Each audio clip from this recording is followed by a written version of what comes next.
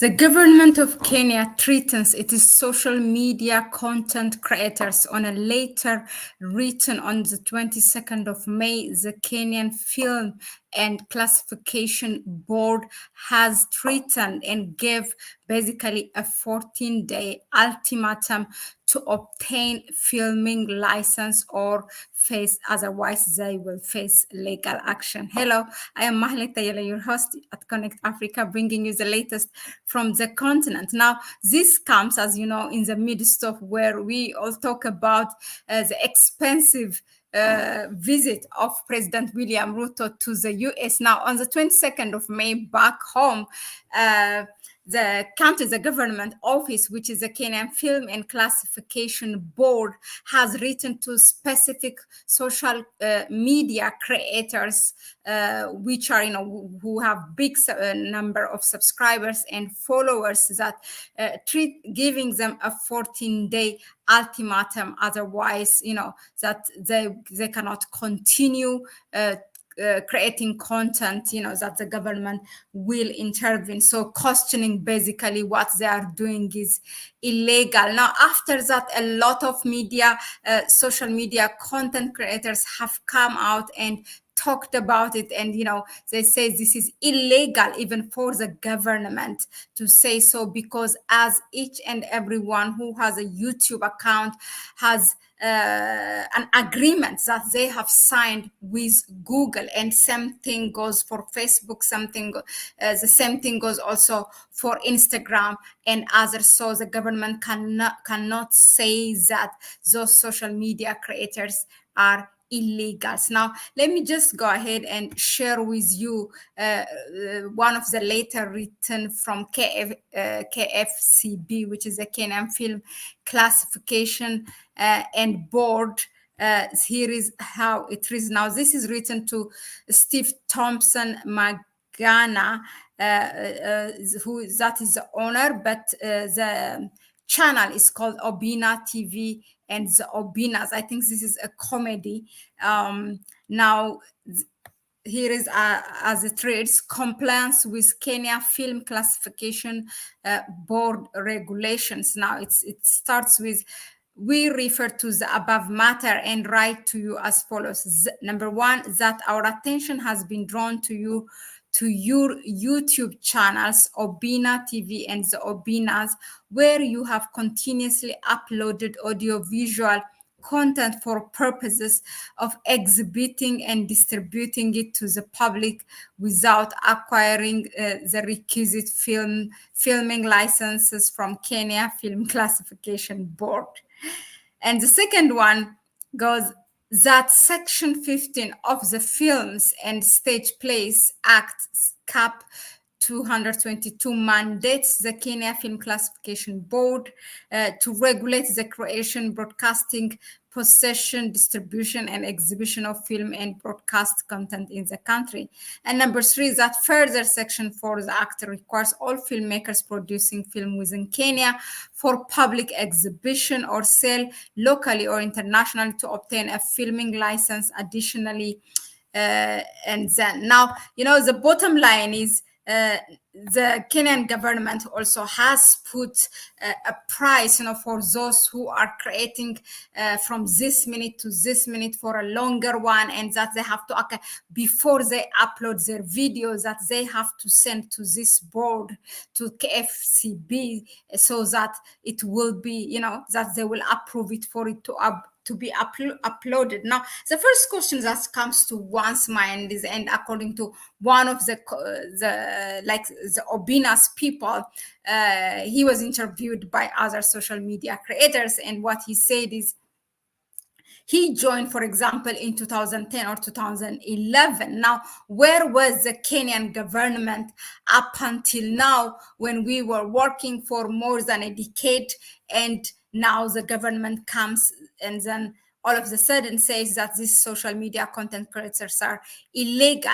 Now, the second questions one needs to ask is that, why now? Now, as you know, the Kenyan government trip to the US have provoked a lot of questions and to be, maimed with his expensive trip, and Kenya becoming a major non-ally, a major non-NATO ally, and now completely, Kenya has sold itself to the West. It's like the gatekeeper of the West in Africa. So with all that things, a lot of social media have awakened the people with what is going on. In fact, it's after the social media that the mainstream media has picked on it and started to to talk about it, and to ask people to reflect on it. So all those things,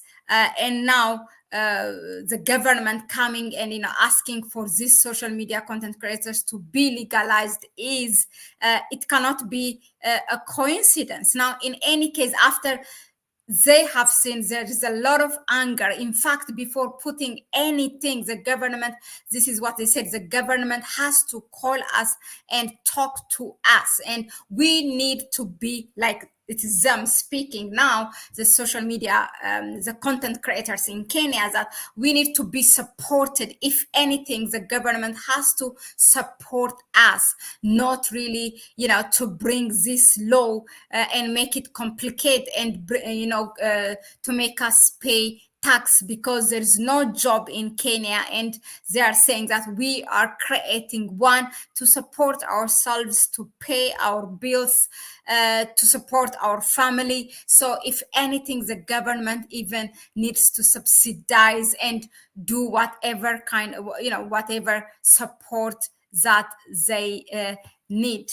Now, after this, after a lot of reaction, now the government came up and this letter was written to them on 22nd of May. Now, on the 25th of May, the government again came and they wrote another letter, actually a kind of apology, can I say. Now, here is as it is, like on the editor's review part, this is how it reads in quotation: our content creators should be supported all the way. They should be encouraged and supported 100%. Now, this is on the 25th May. Now, it says the Kenyan Film Classification Board chairperson Nijogu Wanijorge has directed the board to revoke demand letter sent to YouTube content creators, directing them to obtain license for their content. Now, in their statement on the night of May 25th, Njorge said, content creators should be supported and encouraged by the government and not suppressed. Now, it says in the later quotation, open one, our content creators should be supported all the way. They should be encouraged and supported 100%. We should be training our youth on monetization, and we are deliberate on that matter. So this is, yeah, they have, because they have created hundreds of thousands of jobs on this digital media, in which the government is supposed to do to create opportunities and give them job, but they have done it by themselves. So if anything, they need to be supported all the way 100%. Now, I have to say, this is one of the things that I like about Kenyans, that at least there is, to some extent, there is a freedom of speech, although this attempt is kind of, trying to take that freedom of speech from them, but still, they can come and criticize their government. Even now, with related to the President William Ruto trip to the US, I mean, they have come and, on their national broadcast, and also, YouTubers, but also with big subscriber numbers. They have said a lot of things against, and also some justifying his expensive trip and, Kenya's decision to become, it's not Kenya, it's the US who's designated it, but Kenya has accepted it to become a non-NATO ally in for a major non-NATO ally now, which is, also has raised a lot of backlash from Pan-Africans. So, but they come and discuss.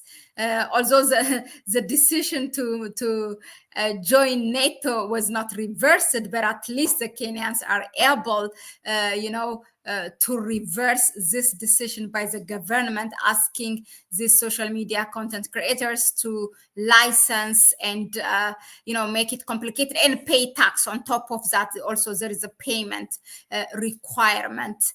So really, congratulations to Kenyans who came and fought for their right, and that's really a lesson that will set a precedent for other African countries or governments who are trying to do the same. So I really would like to congratulate to Kenyans, because I have been listening a number of podcasts who were discussing about this issue. Thanks again, for tuning in. I will see you on the next one, still on Kenya. I'm going to come back and show you how Kenya is divided when it comes to the recent President William Ruto visit or meeting Joe Biden, and the acceptance of this major non-NATO ally, and also Kenya's police deployment in Haiti. All those things, I will reflect on it by bringing what the Kenyans have said. So they are kind of divided.